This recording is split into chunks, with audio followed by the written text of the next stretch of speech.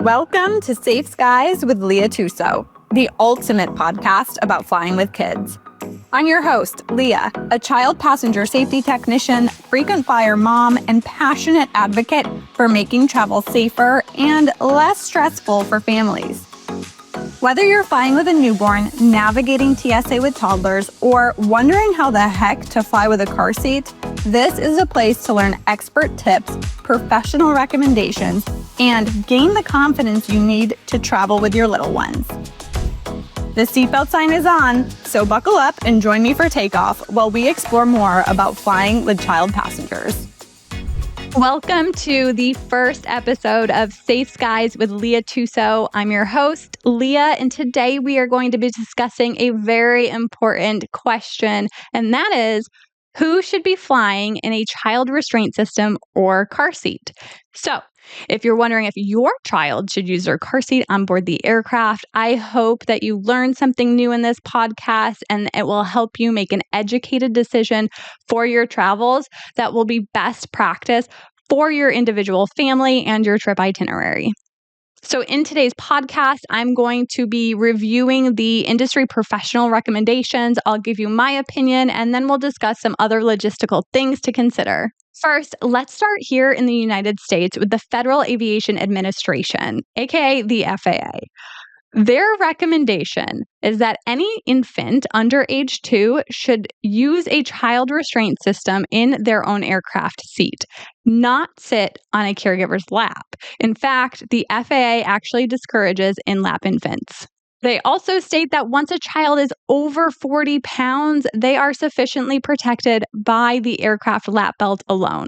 Now, it's important to know that this was a conclusion based off of a study they performed in 1994. Yes, I was 1 year old, and I'm sure some of my listeners were not even born yet. But during their dynamic impact testing, they used a 24-month-old dummy and a dummy that was approximately 3 years old and weighed exactly 33 pounds. What they found was that the 3-year-old dummy was not submarining underneath that aircraft lap belt. So they've concluded that it provides sufficient restraint to a child approximately that age and weight.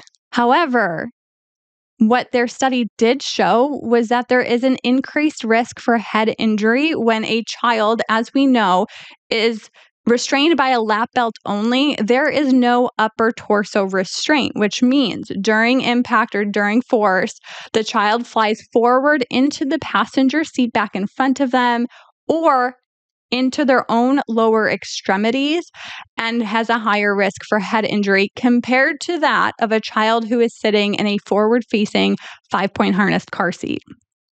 So keep that in mind. Even though the FAA says 40 pounds, there are other risks for injury involved here. Now let's travel in time to 2008, when the European Aviation Safety Agency commissioned TÜV Rheinland to perform a study on child restraint use. And what they found is much different than the FAA's recommendation. I personally think it's probably because of the advancements in technology and resources that we had in 2008 compared to 1994. But what they concluded was that the aircraft seatbelt does not provide equal protection to that of an adult until closer to 7 years old, approximately 49 inches tall. They have deemed that the aircraft seatbelt does not provide sufficient protection to younger children and infants. They do discuss how the aircraft seatbelt is intended to sit over the adult iliac crest. And with children, the iliac crest is not developed yet, so the aircraft lap belt tends to sit higher on the child's abdomen, leading to an increased risk of injury, again, not just in the abdominal region, but also with the head excursion as well. Now, if we jet set over to Canada, this is also the recommendation that they follow. They state very clearly on their website, 7 years old, 49 inches. And on an international level, the International Civil Aviation Organization references this 2008 study as well. Now, if we travel all the way down south to Australia, they have one of the most progressive recommendations, and I absolutely adore it. So on their website, they say once a child has outgrown their harnessed car seat, they may use the aircraft seatbelt. As a child passenger safety technician, this is the recommendation that I also make. Not only because it keeps the child safe in the aircraft, it's also because this is the safest way to transport your car seat on board the airplane with you. And we'll talk about that in a later podcast. So from a child passenger safety standpoint, it makes a lot of sense.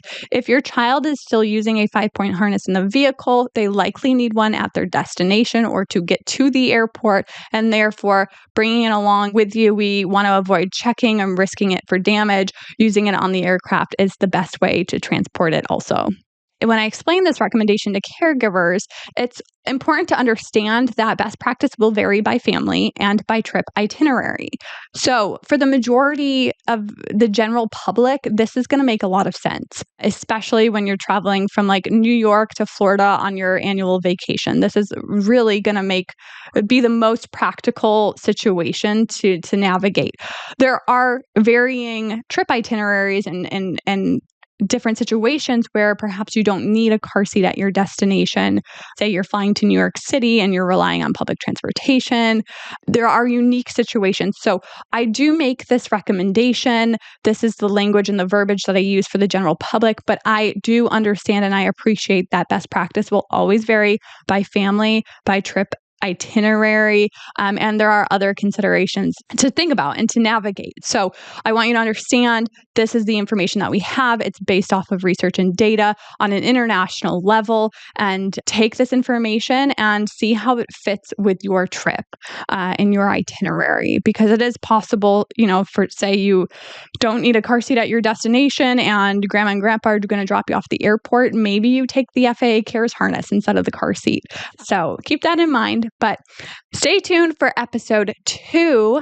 We'll be explaining why you should use a car seat on board the aircraft. So today we discussed the professional recommendations, and next episode we're going to be talking about why. And it's not just for turbulence, okay? So there's a little bit more to it than that. Stay tuned to learn more.